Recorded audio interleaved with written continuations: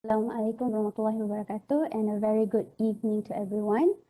For today's talk of Coffee Hour Talk, Speak Up for Nature, we would like to invite uh, one of our students from UUM, which is Emina Kulasik Bong Aimin. And shall we start? All right, so please introduce yourself to everyone, and yeah, let's hear it from you.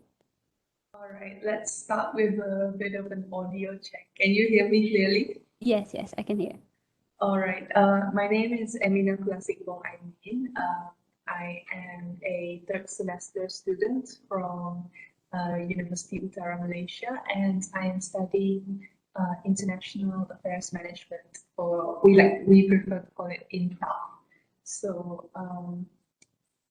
I originate from Sarike, Sarawak. It's a very small town known for our fruit. It's called the Fruit Basket of Sarawak. So if you visit my hometown, you will see statues of pineapples, of um, man, what's that fruit called? Of mangoes and mangosteens all over the town. So that's where I originate from, and I guess uh, the organization which I'm part of is UUN Model United Nations Club. So I think that's the most you need to know about me so far.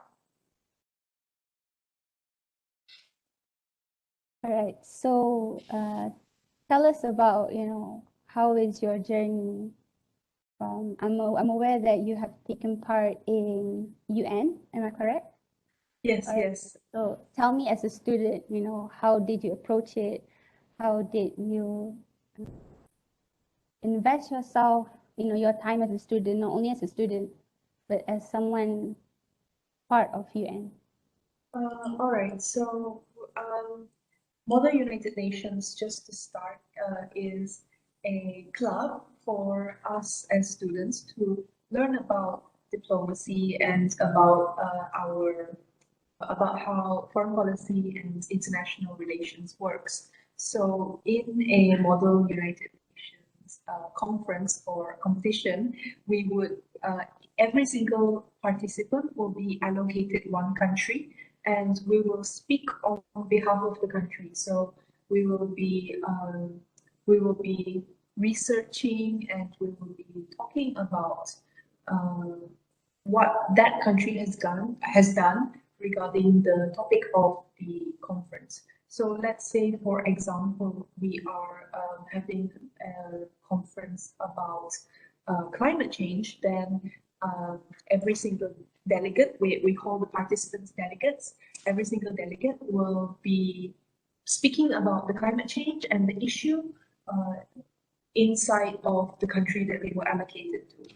So I only joined Model United Nations around 1 year ago. And I just joined because I wanted to find a club to spend my time with. And I didn't know, I joined a lot of clubs, but this somehow became the one where I was most active in because I really learned a lot. And from the very beginning, I believe my first ever Model UN Council was about drug trafficking. So through that, I was the delegate of India, and I learned a lot about drug trafficking and how it is smuggled from one country to another. So that was my first ever conference. Then my second conference, it was about the South China Sea issue. And then that was the ASEAN Model Meeting Summit. So we really learned that there was a difference between the average United Nations Council and ASEAN, because in ASEAN it was supposed to be really calm, it's supposed to be really diplomatic, whereas in the United Nations normal council, it's not like that. It's a bit more chaotic. And if we were to talk about my third ever conference, it's even more it's even more chaotic because it was the Dewan Rakyat simulation. So Dewan Rakyat is, as the name suggests, it's a simulation of the Malaysian parliament. So every single person involved gets to be one MP. And I personally am very interested in politics. And I was very happy to join that. And I actually won Best Delegate during that council.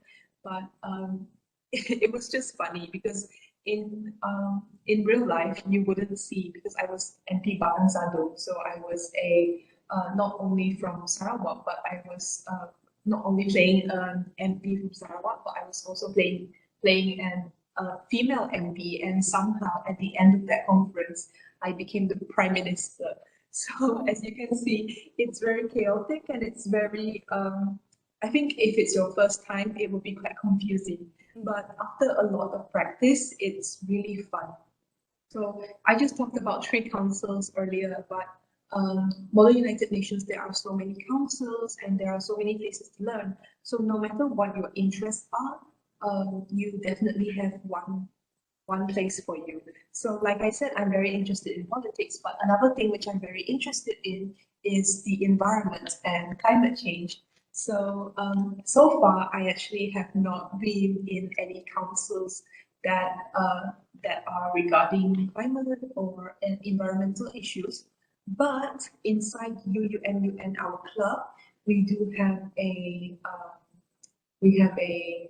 department. That's the word I'm looking for. We have a department, and we have a total of 6 departments, I believe.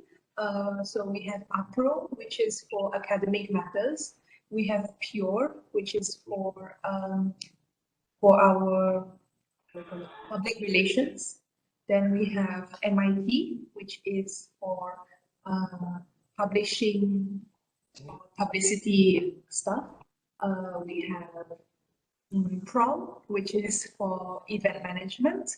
We have alumni, which is for, of course, alumni as it suggests. And last, oh no, we actually have 7. There's 2 more. We have INET, which is for business. And then last but not least, we have Glory, which is the department that I am part of. So what Glory focuses on, the full name is Global Hub and Climate and Green Climate, I believe. And we really focus on everything that has to do with green living, with the climate, with sustainability. Most recently, we've been asked to do volunteerism, which honestly isn't really part of our isn't really part of our portfolio, but it's definitely something to learn. And so I was the head of department last year. Sorry, I have a cough. I was the head of department last year and this year too. So this year, I have specifically been focusing on the Sustainable Development Goals. So SDG, there are 17 of them, and I'm not going to list them one by one right now, but I think that's the full story of my journey from joining MUN all the way to becoming the head of department. Okay. So how youth can lead the sustainability development goal? All right. So, sorry. So sustainability, when we think about the word sustainability, we think about not using so many plastics. We think about being more eco-friendly, about not releasing, greenhouse gases into the environment. But to be totally honest, sustainability, if we were to look at the 17 Sustainable Development Goals, they are so much more than just that. So at the very basic, we can always talk about reducing our plastic consumption by, it's very, very simple. You don't use straws, you don't use containers, you don't use plastic bags. All 3 of these things I personally don't use anymore. I don't like using straws anyways. I bring my own tote bags when going shopping, and of course I bring my own containers when I buy food. So that's one thing which youths can do. It's just to be proactive, don't be lazy. I always say that to people, my friends, whenever they say, "Oh, I never bring container because I'm too lazy to wash it," and that's the problem which comes from within.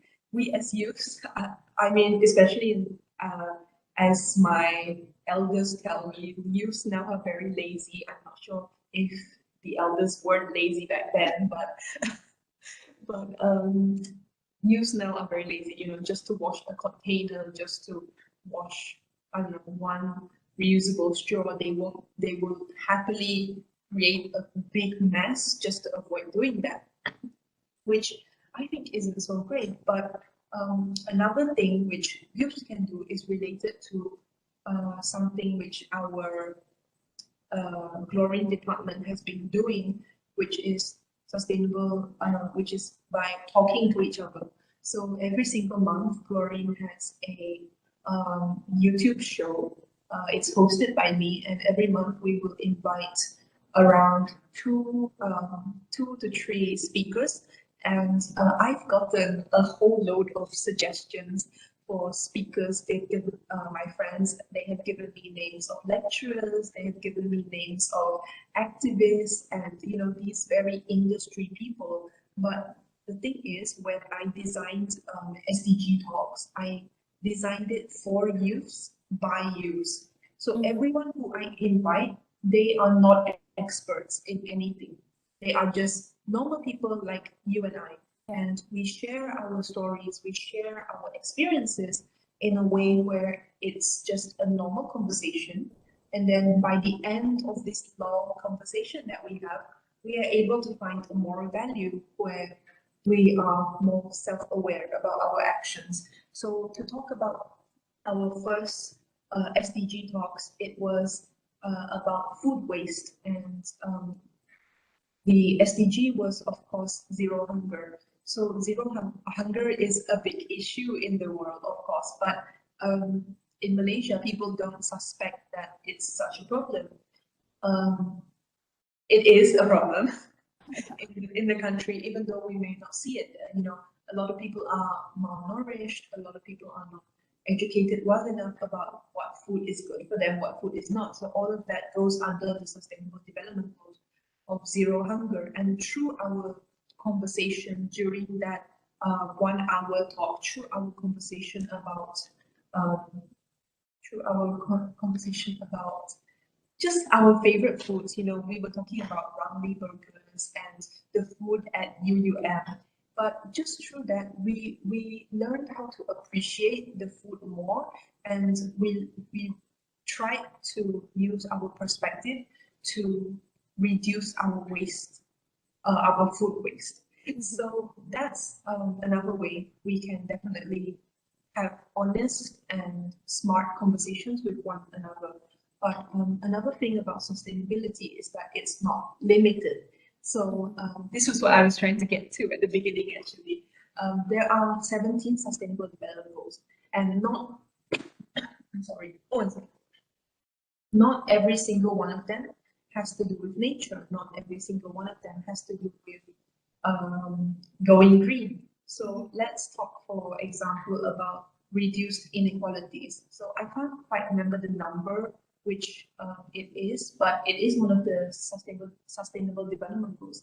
And reduced inequalities is all about creating a level playing field for everyone in the world. That includes women, it includes people with disabilities, and it includes people who do not have disabilities. So sometimes when we do not spend our time with people that have disabilities and with health issues, we do not see the struggles they go through. We do not see how it's difficult for some of them to enter buildings, to open doors, stuff like that. And because of that, we ourselves are very selfish. So if you don't mind, I would like to give an example about what happens in UUM only a few days ago. So in UUM, we have a Facebook group, and people, they post things inside regarding what happened inside UUM. And one of the things I saw was that there were a group of motorcyclists from within the campus. they parked their vehicles on a disabled parking spot. So I would guess that everyone in UUM is already an adult who can think for themselves and who knows that you are not supposed to park on a disabled parking spot. But perhaps they assumed that there is no one with disabilities in the campus, in the area, and so they put their motorcycles there. So when we think about this, we think this is just, selfish human behavior, but it's true, it is selfish human behavior and it's a habit within us. So a lot of the times, the key to being more sustainable, even if it's not to being green, being environmentally friendly, it's self-awareness. So another one which I would like to talk about is gender equality. So that is another, it's gender equality, the term is thrown around so much, the words feminism, gender equality, and we don't really know what it means anymore because in Malaysia, of course, for years we've been having the issue of child marriage, but when we look at other countries, especially the United States or the UK, we can see that feminists in those countries, they are fighting for much different things than here. So over here, we're fighting for no more child marriage. We're fighting for equal marriage laws and equal child inheritance laws. But over there, they are fighting so that they can not wear a certain piece of clothing in public and so on. So it's very different. But at the end of the day, once again, it's about self-awareness. So gender equality is one of my favorite sustainable development goals. I think it really applies to a lot of our lives because there are a lot of things which women, especially in Malaysia, cannot do peacefully, and it's because of the patriarchic, I think that's how you pronounce it, patriarchic society we live in. I mean, even just walking around the UUM campus, I have to get my friends to walk with me because the few times which I have been alone, I have been unfortunately disturbed by people. So it's sustainability is, let me just wrap it all up. Sustainability is not just reducing your plastics and reducing your water consumption. It's about a lot of things. And I believe that if you were to take a quick look at all 17 of the Sustainable Development Goals, you will find one which resonates with you and you will be able to make a difference. You'll be able to make an impact. So yeah. Okay. So the next question, is your background as a student in international studies is a bonus? Sorry? Is your background as a student in international studies is a bonus? I think it definitely is a bonus to me. When it comes to my background in international relations, I of course learned about how, I mean, just yesterday, I finished an assignment which was about climate change, and I had to study about climate change all over Southeast Asia. And I think with international relations, we study about the government, we study about different countries, and so we have a very different perspective. So if you don't mind, I would like to talk about the COP26, which is the 2021 United Nations Climate Change Conference. So at first it sounds very scary. It's a very long name and not everyone will be able to know. I'm sorry. Not everyone will be able to know what goes on. And to be honest, I don't even know what goes on during the whole conference, but I know about a few of the issues which occur. So climate change, as we know, it's getting worse. The temperature of the Earth is getting higher and higher, and scientists have been trying to warn the government against it, but governments all over the world, they prefer not to take direct action, and they prefer to gather in Glasgow and sit in a hall and talk to each other. So if any of us here are familiar with the activist Greta Thunberg, she's a little girl, she's spoken in the UN before, and she was actually protesting outside of the conference, and she was protesting against how these leaders, they just sit in their place and they talk and they talk and they say, we need to do this, we need to do that, we need to improve this. But at the end of the day, as Greta calls it, it's just blah, blah, blah.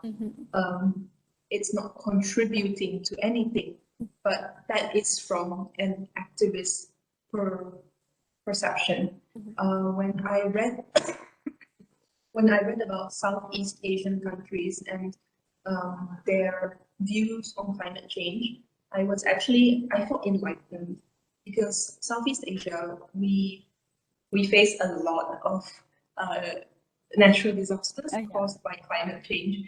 So I don't know if I can show you. All right, I have a map in front of me. This was actually my assignment. It's just in front of me right now, but there were floods in every single Southeast Asian country in the year 2021, every single one. And I'm not going to talk about every single flood because I do not know about every single flood. But here in Malaysia, of course, just 3 weeks ago, we had some of the worst floods since the 1970s, I believe is what the government called it. And the floods, of course, were due to when we talk about climate change, people, a friend of mine actually asked me last week, they asked Amina, how does climate change affect flooding? Like, what is the connection? And just to inform you guys right now, the connection is, I promised everyone that I'm healthy, it's just a cough because of the weather. I have tested for COVID and I'm negative, right? But climate change, when the temperature of the earth goes up, of course, the ice, it melts. And when it melts, the sea level goes up. So the water, it doesn't just stay in the ocean, it goes on the land. And when it rains a lot, of course, that is what causes the flooding. You know, there's more and more and more water, and there's no places for the water to go. So it goes on land. And what happened in Selangor, and I believe there were 7 states affected, but the one which we usually see on the internet is, of course, Selangor and Pahang. And I think just a few days ago, it started flooding in Johor too. Yeah, true. But in Selangor, the floods were caused by a lack of drainage system, as well as a lot of deforestation. So what is the connection between deforestation and flooding? It's because trees, they have roots, and the roots, they are what make the ground strong. So when the ground isn't strong, it gives way. That's what causes landslides. And when landslides occur, the water goes there, and then there's more flooding, there's more devastation, and then it just keeps happening over and over and over again every single year, getting worse. So, this is the type of things which we learn about in international relations. You know, I went on a whole circle, but this is the type of things we learn about in international relations. We are given topics which are very broad, and we are able to learn about them bit by bit. So maybe sometimes we have to study about certain governments in the world. In other times, we have to study about diseases. I remember last year I did this whole essay about Ebola for some reason. But yes, my background, my studying international relations, it really does help. It broadens my perspective, and it gives me a bigger platform to learn about all of these things. Okay. So, next question. Frankly speaking, how do you see UUM movement on SDG from the perspective of students' activity and academics? Okay, this question, um, honestly, not very good. That would be my answer. I love UUM, of course, it's a great university, but I think its policies towards being a greener and more sustainable university, more sustainable campus, it's not there. Okay. So let me just take an example of my neighbor in my, we call them inasis, it's where we stay. So my neighbor, she, for some reason, has a lot of friends, and there's always 4 or 5 people in her room. And these 4 or 5 people, including her, every single afternoon, they go for lunch at the cafe, but they don't eat at the cafe. They take away. So every single day, they will use up a new container. And it's one of those plastic containers where you use it once and you throw it away. You cannot really wash it and reuse it. So every single day, I watch her and her friends going, getting their little, getting a new plastic container and throwing it away. So at first, I had these feelings. What I thought, why are these people, staying next door to me? Why don't they just use their own containers? Why do they have to use a new one every single day? But then I realized that, is the fault really theirs if the plastic containers are just put there in front of them and they are allowed to use it? And um, Malaysia, the country, of course, we have a plan, and I believe the full name of the plan is something like Eradication or Malaysia Free from Single-Use Plastics, and it is an initiative done by the government starting from 2018, and it's supposed to end all single-use plastic by 2030. So actually 2022, this year, is a very important year for that plan. But the plan itself, it was implemented until 2019. And then the government didn't do anything about it anymore. It just ended in 2019. It didn't mean that the plan did not, like the plan is cancelled, it's still going on. It's just that the government itself has not been furthering its progress. And you guys can actually search it. It's like Malaysian Free from Single-Use Plastics. There's a whole handbook. It's like 16 pages, and it talks about every single thing which the government will do every single year from 2018 all the way until 2030. So that plan included no plastic straws and no reusable containers given in dining premises by the year 2022. So that obviously hasn't been happening. I've been seeing straws and plastic containers everywhere.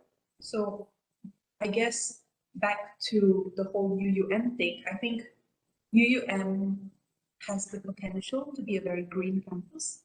I think we have lovely animals here. For those of you who are not from UUM, we have a lot of animals. We have rabbits, peacocks, ostriches, deer, and it could potentially be a very green campus if it did not have so much trash everywhere. And a lot of the time when I complain, I'm a big complainer. I love to complain all the time. But when I complain about the trash lying around on the floor, there are always 2 reactions I get. The first one is, "Alah, nanti cleaner akan kutip." Okay. I get a bit annoyed when people say that, because there's a mask, a face mask, that's been on the floor outside of the building I'm in right now, and it has been there since November. No one's going to pick it up unless we do it. So I'm going to pick it up after this, but but we can't always depend on other people to pick up our things. I think UUM itself, yes, there are cleaners, there are people cutting grass all the time, but it doesn't mean that it makes the campus any greener. It doesn't make the campus any more sustainable. It doesn't make it any cleaner. So we as students, we have to start picking things up and showing them away. There's this quote, I'm not sure who said it first, but I always say it and I always implement it in my life. It's that it may not be your rubbish, but it is your planet. And I always say that to myself every time I see a disgusting piece of trash on the floor, and I have these feelings that I want to just walk past it and not pick it up. But then I think it's not my trash, but it is my planet, and then go back and I'll pick up whatever disgusting piece of rubbish is on the floor. And the second thing, let's go back to the whole dirty thing, is monkeys. Now, there are many monkeys in the UM, just like every single campus in university campus in Malaysia. And the monkeys here, I've had my fair share of experiences with monkeys here. They are vicious. I've been attacked by them 3-4 times, but they do cause a big mess. And the thing is, they wouldn't cause such a big mess if we had thrown our rubbish away properly. If we had put them in plastic bags and we had tied them up and discarded them into the correct trash bins and then closed the lids of the trash cans, the monkeys would not come and disturb everything. But no, people just throw it away like that.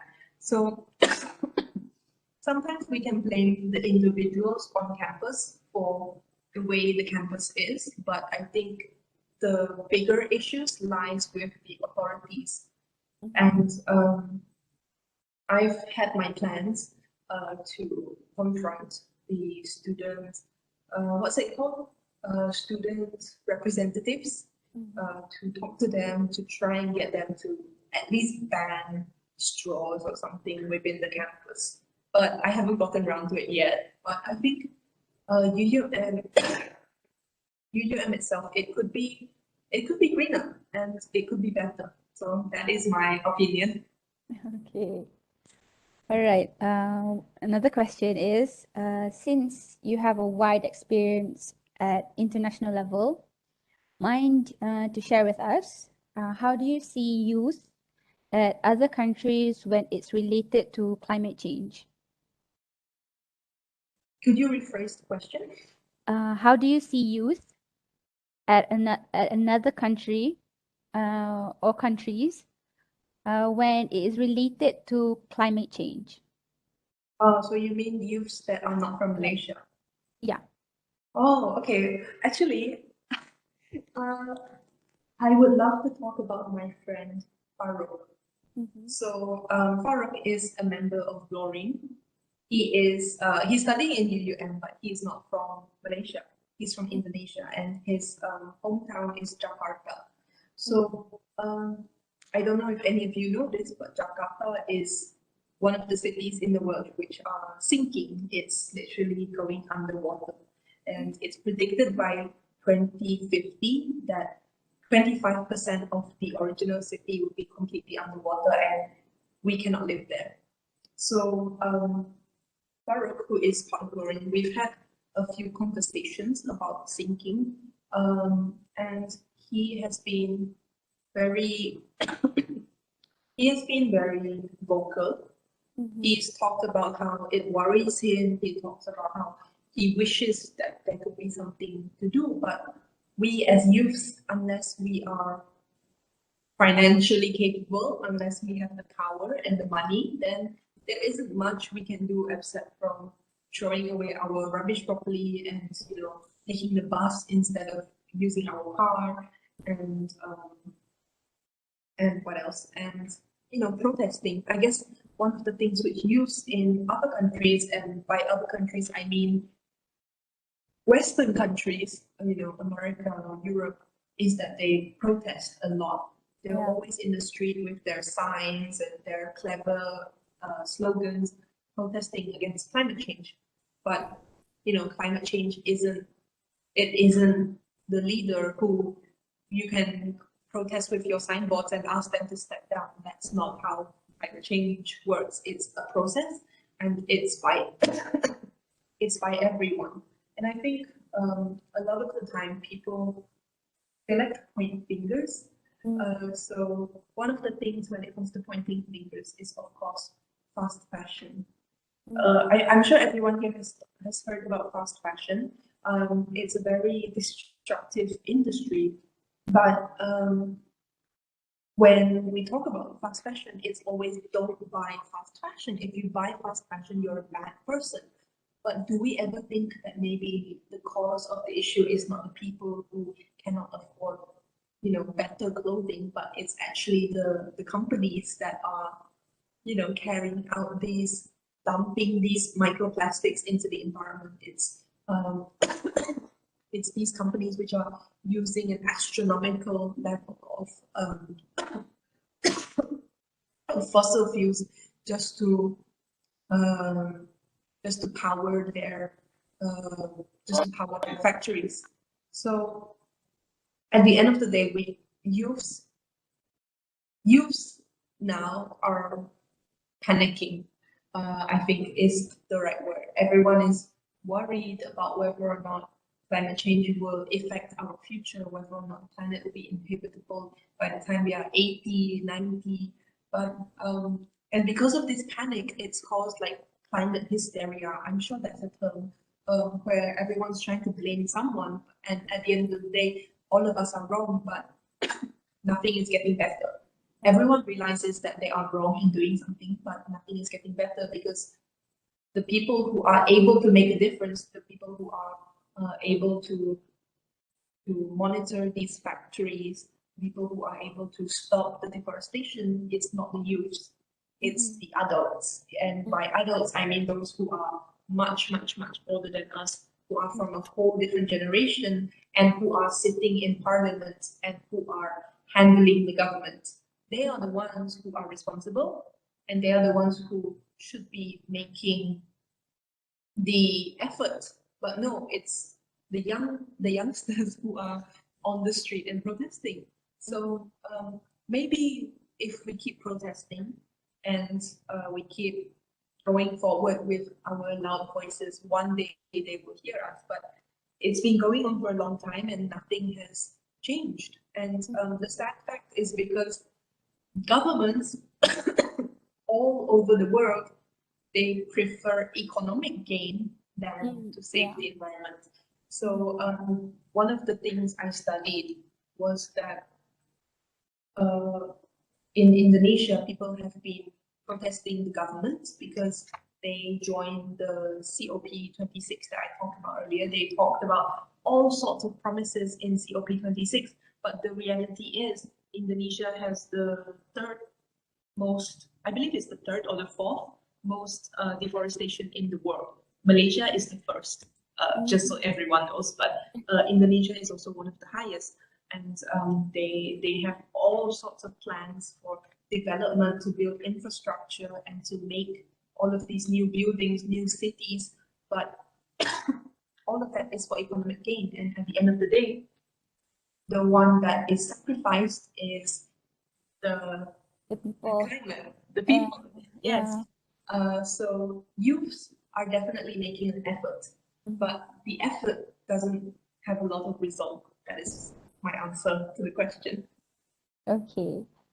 So, next question is, with your knowledge, experience from international, you've seen a lot of other countries with their climate changes. What is your perspective when it comes to Malaysia? And is there a possible chance that Malaysia can be safe from all these, climate changes? That's a very sad question to answer.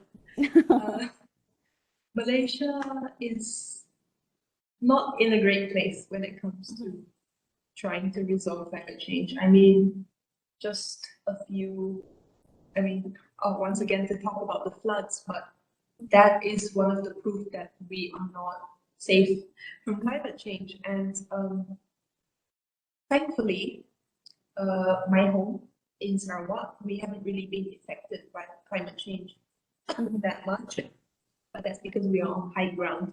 So I was having a conversation with my best friend the other day. I was talking about how I'm very worried about my family at home and about whether or not there will be floods and heavy rain and typhoons in my hometown. And my friend said, if our hometown was to flood, then Cebu, it's a city that's like 1 hour away. Cebu would be completely underwater. So when she said that, I felt like I was very blessed to have a home that's in such a safe place. And that's not what a lot of people have.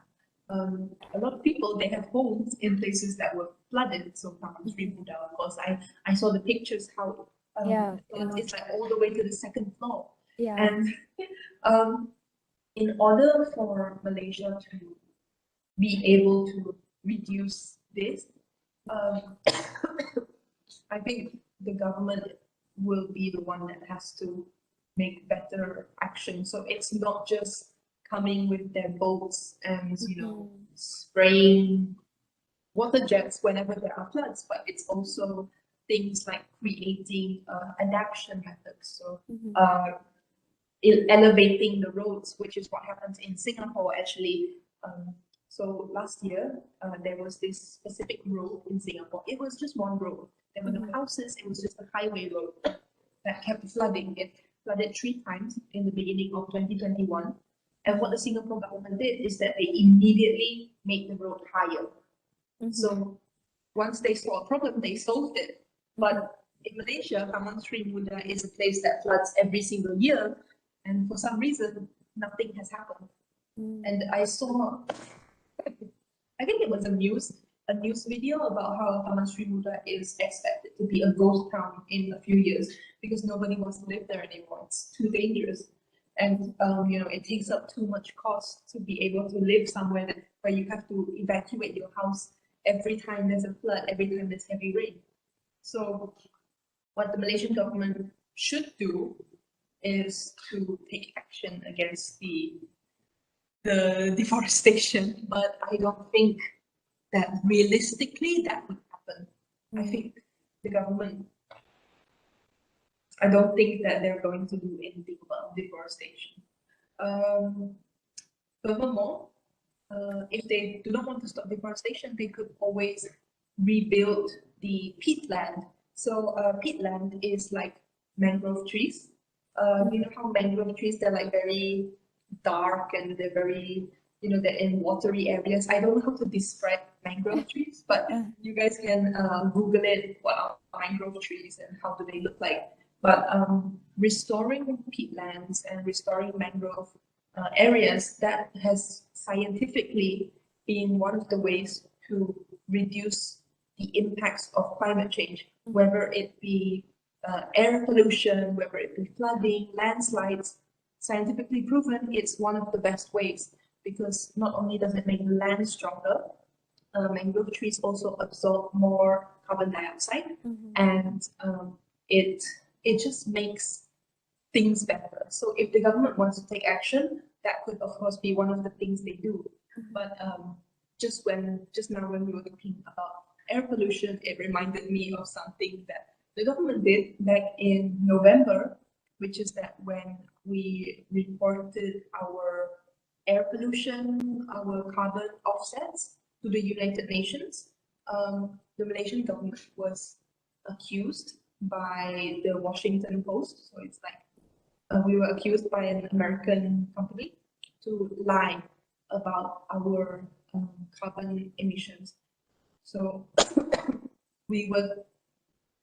the data which we gave to the United Nations was so low that it was not realistic. And honestly, it was quite embarrassing when I read that article. I mean, I can't believe that the ministers from our country would lie to the United Nations. How can a country lie to the United Nations so comfortably and so confidently? Indonesia has 4 times more trees than Malaysia. So realistically, they would have less emissions than us. even Belgium, which is a very small country, they realistically should have less carbon emissions than us. But when reported, Malaysia had such low carbon emissions. So I think our country has a long way to go in terms of solving, improving, or even adapting to climate change. Yeah. All right. So, next question is, how would you encourage, your friends, probably either your closest friends or your classmates or probably strangers, to really care with the environment? At least to support any activity to protest for our world. I don't think that protesting is always the answer. So since the very first question, I've said that when it comes to sustainability, we have to be more self-aware. So I think my personal way of encouraging my friends and my family is that I make them more self-aware. So I will point my finger at them and I'll say, hey, you're being lazy. Don't do that. Hey, you are littering. Don't do that. And I think sometimes we have to point fingers at ourselves and we have to say, hey, stop being lazy. But sometimes we have to point at our friends and say, hey, stop that. Don't do that. But I think when it comes to us as individuals taking action, we're not going to make a big splash in the ocean by ourselves. But there's this quote, I think it goes something like, individually we are a drop, but together we are a wave or something like that. There's this one quote that's something like that. And it's true. Individually, your action may not mean a lot, but you and your friends and your family, when everyone takes this tiny, tiny, tiny step, at the end of the day, you arrived at the destination. So I think everyone should just be more encouraging to one another. Everyone should be more self-aware. I don't think there's much I can say. Oh yes, actually there is. So I just thought about my friend Nadira. She is a law student and she is also part of Rory. She is not, her field of interest is not so much sustainability, it's not so much climate change, but it is animal rights. So she loves animals. I mean, every time she sees a sick animal, she'll bring them to the vet. And she's so caring with animals, and that is her area of interest. So quite recently, there was this news article. I don't know if it was 3 days ago or 2 days ago, but this Singaporean man was fined 8,000 ringgit. He was fined in Malaysia. He was fined 8,000 ringgit because he hit a dog with his helmet. So he took off his motorbike helmet and then he hit the dog. I'm not sure why, but he was fined 8,000 ringgit for that. And there were lawyers involved and there were people involved in helping that dog get its justice. And I guess some people might be thinking, I mean, who cares? It's just a dog, right? But if I was to hit you with a motorcycle helmet, I don't think you would like it very much. So the dog would probably not like it at all. And Nadira, I think if she was to read that case, she would get a lot of motivation and she would feel a lot more, I think there's no other word, inspiration. She would get a lot of inspiration to one day be a lawyer handling a similar case than that. So it's always about interest. If you are interested in animal rights, go ahead. Keep motivating yourself, read articles, educate yourself. But if you are more interested in sustainability, then go find what interests you and keep going there. You don't have to force yourself to like something that you don't. Never force yourself to be interested in something that's not interesting. Animal rights to me, it's not really that interesting.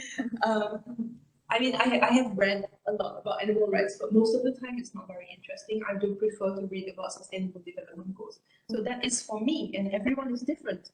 So not everyone has to be good at everything, but everyone can be good at something. Okay. We'll give like a minute to answer the audience. Is there any questions from the audience that you would like to ask? We'll give like a 5-second rule in 5, 4, 3, 2, and 1. Okay, this is my last question. What is your wish for a better living? My wish for a better living. Oh, I hadn't thought about that. My wish for a better living. I mean, I hope everyone can be. I mean, the future is a place that's unknown to all of us, and it's. I hope that in the future, whatever happens, people are safe. That is my priority. It's very sad. A few days ago, I read this case about a 6-year-old boy falling into the floodwater and drowning in mud. So not drowning in water, but Yeah. drowning in mud. Mm. A 6-year-old boy had to go through that, and he passed away sadly. But for me to read these articles and for me to see all of these things happening, it's very, very depressing. So I guess my wish is that everyone is safe, and everyone is given an opportunity to be far away from these types of tragedies. I mean, even the COVID-19 pandemic, it's because of how much interaction humans have with wildlife. I think when people always say it's because someone ate a bat, that's not true. It's because of the wild animals sold at the markets in China. But I think eating wild and exotic animals is not wrong, but it does lead to pandemics, which I mean, look, people sold exotic animals at market, and now 2 years later, everywhere I go, I have to wear a mask and bring hand sanitizer. So my wish is that things like that don't happen anymore. People are more self-aware. They avoid dirty things. Don't touch animals if they are dirty, even if it's cute. And please, please, please be a clean person. Throw away your rubbish in the correct places. If if you can, avoid using plastic bags, avoid using plastic containers, avoid using plastic straws, everything. Okay, and just be more self-aware and do better as people. My wish is that everyone watching can get a lesson and that they will be inspired to learn more about climate change and sustainability to find the right field for them. Thank you. We learned a lot from your talk, from your sharing. We've gained a lot of experience, we gained a lot from what you have shared. So before we end, we are going to take a photo session. So I hope that everyone can take part in switching on your cameras.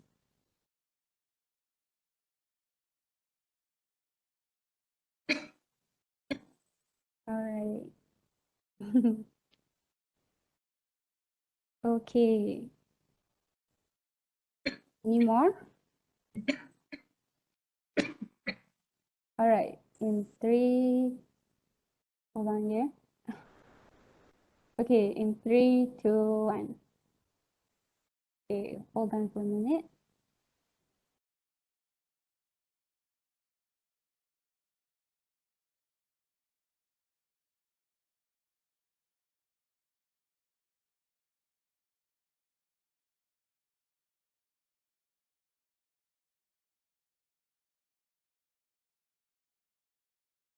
Okay. In 3, 2, 1. All right. Thank you very much. So I'm going to blast off the QR code for any students from UUM and the staff from UUM. And there will be a link towards in the chat box for your for your attendance. Okay. Thank you. And again, thank you very much to Miss Amina for your talk, for your time to explain to us, your perspective in sustainability. Thank you very much. Thank you to you too and everyone who was able to join.